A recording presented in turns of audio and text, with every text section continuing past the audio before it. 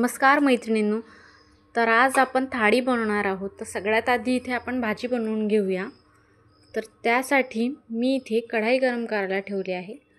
कढाई गरम झाल्यानंतर मी त्यात तेल टाकलं आहे। तेल गरम झाल्यावर मी त्यात जिरं मोहरी टाकते आहे। त्यानंतर मी ठेचून घेतलेला लसूण त्यात टाकते आहे। आता इथे लसूण होऊ देऊ आपण नीट लाल होण्यापर्यंत।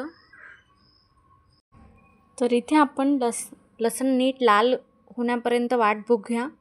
1-2 मिनिटात लसूण नीट लाल होऊन जाईल। एकदम करपवून पण घ्यायचा नाही आपल्याला, थोडासा तळला एवढं बस झालं।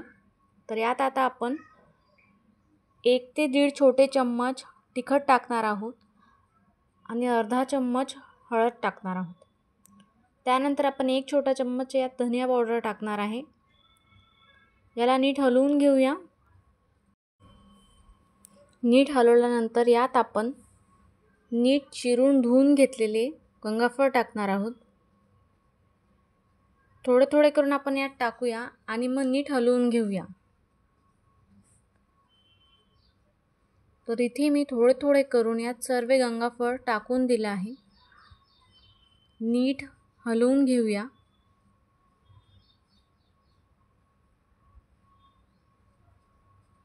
एक 2 मिनिटं आपण वाट बघू। त्यानंतर आपण यात मीठ टाकूया। चवीनुसार मीठ आपण यात टाकणार आहोत।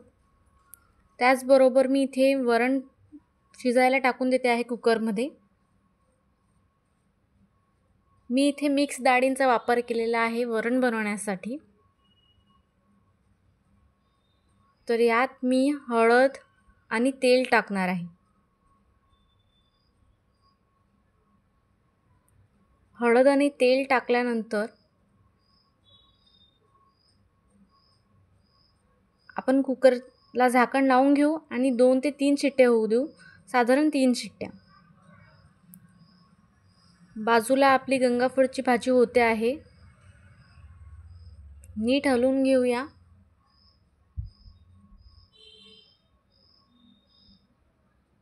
यात मी थोडं पाणी ॲड केलं होतं, काही ती वाफेवर शिजून जाते। तर इथे आता आपली गंगाफळची भाजी झालेली आहे। आपण त्यावर झाकण ठेवून घेऊया। तर आता मी इथे कढाई ठेवली आहे। कढाईमध्ये जिरं मोहरी आणि हिंग टाकला आहे। त्यानंतर मी लसूण टाकला आहे। तर आता 1 मिनिट आपण लसणाला नीट होऊ देऊया। त्यानंतर आपण यात हळद ॲड करणार आहोत। साधारण अर्धा चमचा मी यात हळद टाकली आहे। आता आपण नीट हलवून घेऊया। नीट हलवल्यानंतर आता आपण यात भेंड्या टाकूया। तर यात आपण आता सर्व चिरून ठेवलेल्या भेंड्या ॲड करूया आणि नीट हलवून घेऊया।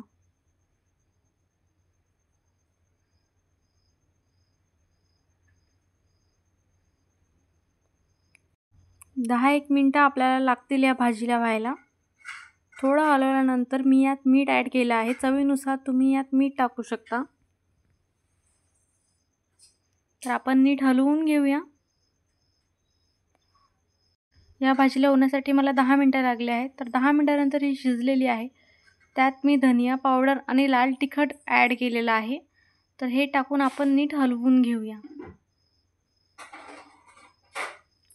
त्यानंतर मी यात थोडी कोथिंबीर टाकली आहे। तर आपली भाजी भेंडीची तयार आहे। आपण नीट हलवून घेऊया आणि साईडला ठेवून देऊ। आता मी तुम्हाला ताट वाढून दाखवते। तर इथे आपण बनवलेलं असं जेवण तयार आहे। वरण भात, पोळी, गंगाफळ भाजी आणि भेंडीची भाजी। तुम्हाला व्हिडिओ आवडल्यास नक्की लाईक करा, शेअर करा आणि सबस्क्राईब करा। बघितल्याबद्दल खूप खूप धन्यवाद।